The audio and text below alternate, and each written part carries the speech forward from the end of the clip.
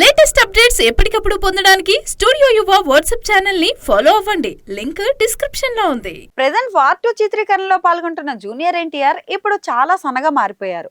కొన్ని రోజులుగా Tarak slim and fit body చూసి అభిమానులు ఆశ్చర్యపోతున్నారు. ముఖ్యంగా డైరెక్టర్ ప్రశాంత్ నీల్ దర్శకత్వంలో చేయబోయే సినిమా కోసం ఆయన బరువు తగ్గారని అంటున్నారు ఫ్యాన్స్. తాజాగా NTR casual look photos, videos నెట్టింట వైరల్ అవుతున్నాయి. జూనియర్ ఎన్టీఆర్ ఇప్పుడు ప్రపంచవ్యాప్తంగా డిమాండ్ ఉన్న హీరోలలో ఒకరు.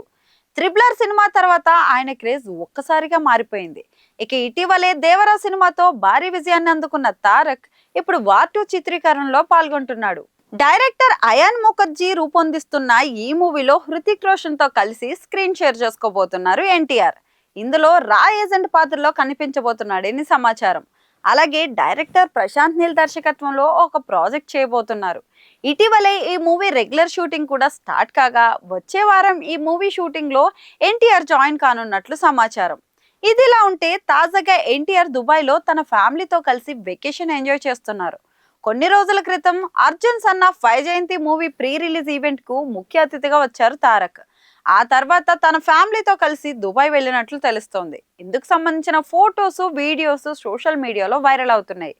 అందులో తారక్ స్టైలిష్ న్యూ లుక్, అతను ధరించిన దుస్తులను చూసి ముగ్ధులవుతున్నారు ఫ్యాన్స్. ముఖ్యంగా దుబాయ్లో అభిమానులతో జరిగిన సంభాషణలో ఎన్టీఆర్ సింపుల్ గా కనిపించే నీలిరంగు పూల చొక్కా ధరించాడు.